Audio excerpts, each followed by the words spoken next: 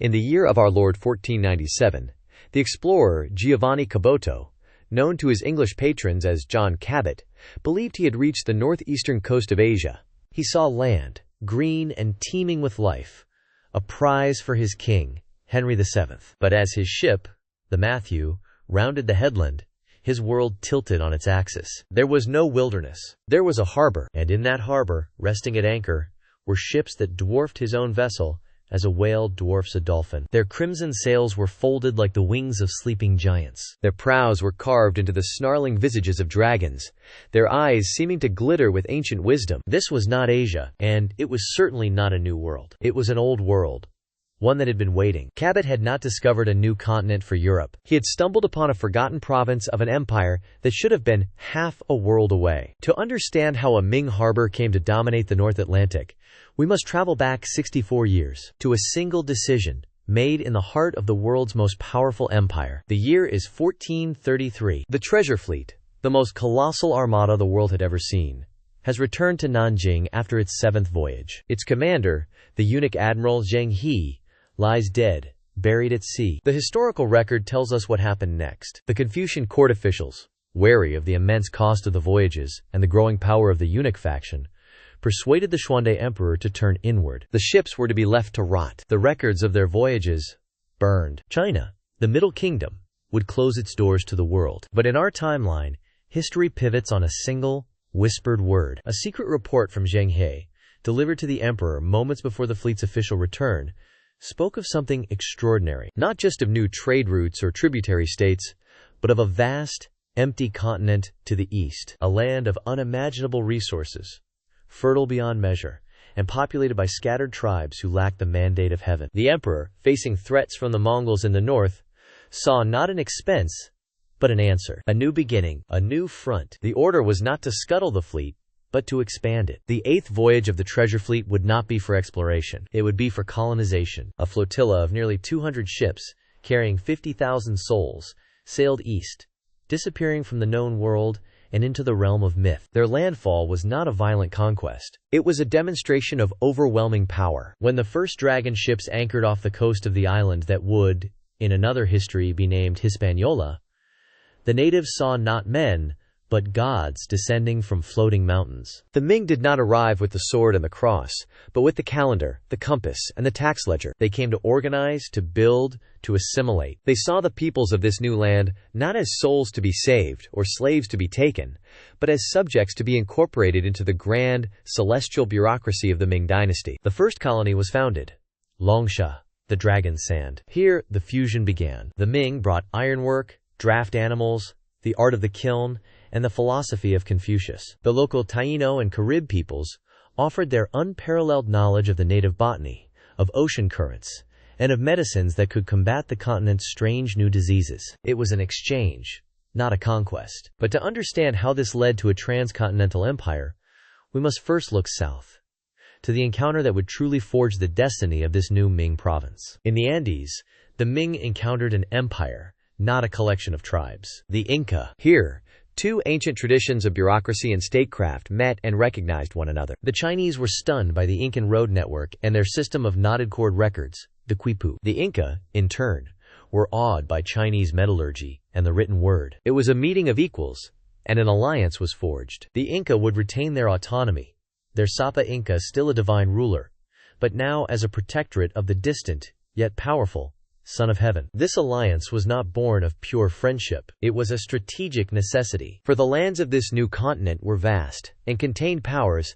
that were not so easily swayed by trade and diplomacy. To secure their holdings and protect their new allies, the Ming embarked on a project of breathtaking ambition. In the dense, hostile jungles of the Darien Gap, they began construction on Nanchangcheng, the southern Great Wall, a fortified line of watchtowers, garrisons, and moats designed to contain the warlike tribes of the southern continent and control the flow of goods and people between the two halves of the New World. From their secure base in the Caribbean and their alliance in the Andes, the expansion was methodical. Provinces were established. Yingzhou, the land of the abundant eagle, was founded in the heartland of the collapsing Mayan civilization, where Ming engineers helped restore ancient cities, their dragon motifs now carved alongside the feathered serpent. To the north, along the coast of what would have been California, the province of Fusang was born, its deep-water harbors becoming the primary link back to the mainland. The fusion of cultures created a new kind of civilization. Incan stonemasons taught Chinese engineering,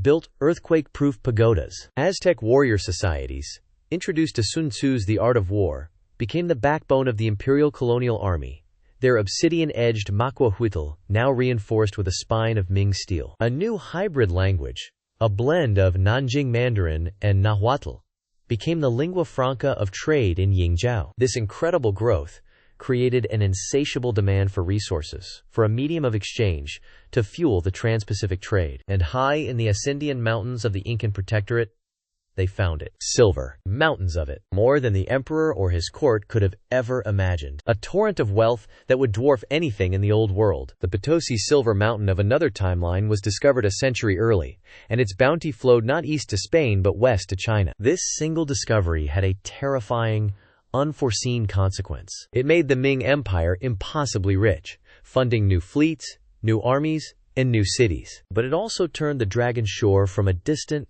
colonial outpost into the economic heart of a global empire. It painted a target on its back. Back in Europe, the 15th century was unfolding very differently. The Renaissance was sputtering. Without the influx of Aztec gold and Incan silver, the kingdoms of Spain, Portugal, and England remained regional powers, squabbling over feudal territories. The Ottoman Empire's stranglehold on Eastern trade was absolute, bleeding the continent of its wealth. They were trapped, desperate. They heard rumors, whispers from itinerant traders in North Africa, tales of ghost ships with red sails seen on the far edge of the Atlantic. They believed there had to be a way around the Ottomans, a westward passage to the riches of the Orient. They were a century behind, their ships smaller, their cannons less reliable, their knowledge of the world a fearful, superstitious fantasy. But they were desperate, and desperation breeds courage. The year is now 1521. A Spanish expedition, led by a minor conquistador named Hernando de Soto, is hopelessly lost in the Gulf of Mexico, searching for a mythical golden city. Their ship is damaged from a storm. Their supplies are low. Then, through the fog, they see it. A lighthouse, pulsing with a soft green luminescence they cannot comprehend. It is the port city of Zhihai, the West Sea, built on the ruins of a forgotten Olmec settlement. As the Spanish sailors stare in stunned silence, a fleet emerges from the harbor. These are not the massive treasure junks of the first crossing. These are faster, sleeker vessels, a new generation of ship born from the fusion of Ming design and native knowledge of the treacherous Gulf waters. Their hulls are reinforced with strange metals, and at their mastheads fly not the flag of Spain, but the golden, five-clawed dragon of the Ming emperor. Through his spyglass, De Soto watches the lead ship cut through the water towards him. It moves with an impossible speed and silence. He sees its commander, a man of high cheekbones and dark, calculating eyes, who looks back not with curiosity, but with the cold, appraising gaze of a man inspecting an insect that has crawled into his home. The commander raises a hand,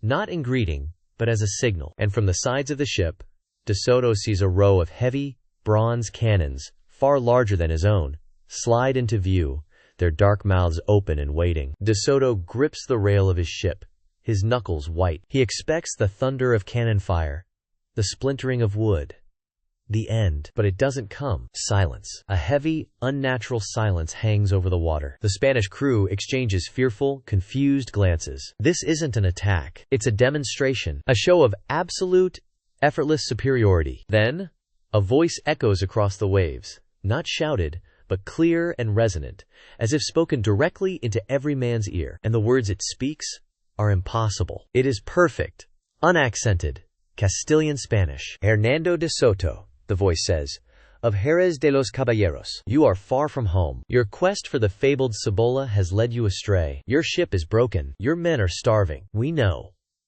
How? How could they possibly know this? This wasn't a chance encounter. It was an interception. They had been watched, studied, and judged long before they ever saw the light from that impossible tower. The comfortable narrative of European discovery had just shattered. They weren't discoverers.